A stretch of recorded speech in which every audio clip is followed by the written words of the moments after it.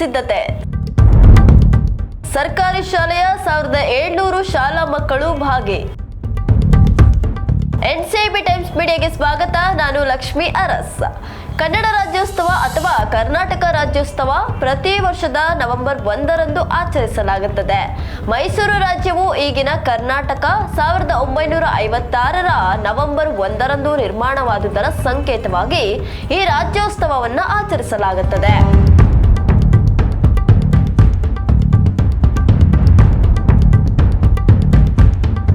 ರಾಜ್ಯ ರಾಜಧಾನಿ ಬೆಂಗಳೂರಿನಲ್ಲಿ ನಡೆಯಲಿರುವ ಕನ್ನಡ ರಾಜ್ಯೋತ್ಸವದ ಸಾಂಸ್ಕೃತಿಕ ಕಾರ್ಯಕ್ರಮದಲ್ಲಿ ಸರ್ಕಾರಿ ಶಾಲೆಯ 700 ಮಕ್ಕಳು ಸೇರಿ 1700 ಶಾಲಾ ಮಕ್ಕಳು ಭಾಗಿಯಾಗುತ್ತಿದ್ದಾರೆ ಎಂದು ಶಾಲಾ ಶಿಕ್ಷಣ ಸಚಿವ ಮಧು ಬಂಗಾರಪ್ಪ ಅವರು ತಿಳಿಸಿದ್ದಾರೆ. ಇನ್ನು ಕಂಠೀರವ ಹೊರಾಂಗಣ ಕ್ರೀಡಾಂಗಣದಲ್ಲಿ ನಡೆಯಲಿರುವ ಕನ್ನಡ ರಾಜ್ಯೋತ್ಸವ ಸಮಾರಂಭದ ಸಿದ್ಧತೆಗಳನ್ನ ಸಚಿವರು, ಪೊಲೀಸ್ ಹಾಗೂ ಶಿಕ್ಷಣ ಇಲಾಖೆಯ ಉನ್ನತ ಅಧಿಕಾರಿಗಳೊಂದಿಗೆ ಪರಿಶೀಲಿಸಿದ್ರು.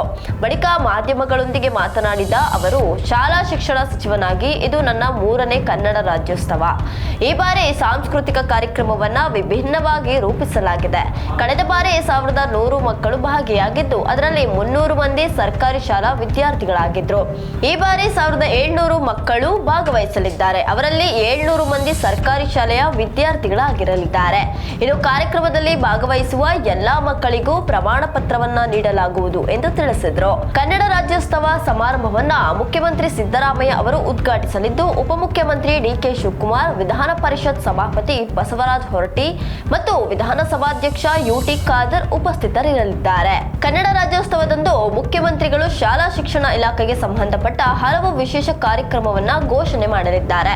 ಸರ್ಕಾರಿ ಶಾಲೆಗಳಲ್ಲಿ ಉಚಿತ ವಿದ್ಯುತ್ ನೀಡಲಾಗುತ್ತಿದೆ. ಇದರಿಂದ ಶಿಕ್ಷಕರು ರೆಮಿಡಿಯಲ್ ತರಗತಿಗಳನ್ನ ಸುಲಭವಾಗಿ ನಡೆಸುತ್ತಿದ್ದಾರೆ. ಮಕ್ಕಳ ದಿನಾಚರಣೆಯ ಅಂಗವಾಗಿ ನವೆಂಬರ್ 14ರಂದು ಮಕ್ಕಳು, ಪೋಷಕರು, ಶಿಕ್ಷಕರನ್ನ ಒಗ್ಗೂಡಿಸಿ ಮಕ್ಕಳ ದಿನಾಚರಣೆಯ ವಿಶೇಷ ಕಾರ್ಯಕ್ರಮವನ್ನು ಹಮ್ಮಿಕೊಳ್ಳಲಾಗುತ್ತಿದೆ. ಎಸ್ಎಸ್ಎಲ್ಸಿ ಮತ್ತು ಪಿಯುಸಿ ಉತ್ತೀರ್ಣ ಅಂಕಗಳು 35ರಿಂದ 33ಕ್ಕೆ ನಿಗದಿಪಡಿಸಿರುವ ಬಗ್ಗೆ ಪ್ರತಿಕ್ರಿಯಿಸಿ, ಇದು ನನ್ನ ವೈಯಕ್ತಿಕ ನಿರ್ಧಾರವಲ್ಲ, ಜನಾಭಿಪ್ರಾಯ ಪಡೆದು ಮಾಡಲಾಗಿದೆ. ಇದು ಗ್ರಾಮೀಣ ಹಾಗೂ ಹಿಂದುಳಿದ ವರ್ಗದ ಮಕ್ಕಳಿಗೆ ಹೆಚ್ಚು ಪ್ರಯೋಜನವಾಗಿದೆ. ಆಡಳಿತ ಸುಧಾರಣೆಗಳ ಸಮಿತಿಯ ನೇತೃತ್ವ ವಹಿಸಿದ ಮಾಜಿ IAS ಅಧಿಕಾರಿ ವಿಜಯ್ ಭಾಸ್ಕರ್ ಅವರು ಇದನ್ನು ಸೂಚಿಸಿದ್ದಾರೆ. ಇದರ ಬಗ್ಗೆ ಈಗಾಗಲೇ ಪರಿಷತ್ತಿನ ಅಧ್ಯಕ್ಷ ಬಸವರಾಜ ಹೊರಟ್ಟಿ ಅವರೊಂದಿಗೆ ಚರ್ಚಿಸಲಾಗಿದೆ, ಮತ್ತೆ ಅವರೊಂದಿಗೆ ಮಾತನಾಡುತ್ತೇನೆ. CBSE ಮತ್ತು ICSE ಮಂಡಳಿಗಳು ಈಗಾಗಲೇ 33% ಉತ್ತೀರ್ಣ ಮಾನದಂಡವನ್ನ ಅನುಸರಿಸುತ್ತಿವೆ ಎಂದರು. ಇನ್ನು ವಿಚಾರಕ್ಕೆ ಸಂಬಂಧಪಟ್ಟಂತೆ ನಿಮ್ಮ ಅನಿಸಿಕೆಯನ್ನ ಕಮೆಂಟ್ ನಲ್ಲಿ ತಿಳಿಸಿ. ನೀವು ಇನ್ನೂ ಕೂಡ ನಮ್ಮ ಚಾನೆಲ್ ಅನ್ನು ಸಬ್ಸ್ಕ್ರೈಬ್ ಮಾಡಿಲ್ಲ ಅಂದ್ರೆ ಈ ಕೂಡಲೇ ಸಬ್ಸ್ಕ್ರೈಬ್ ಮಾಡಿ.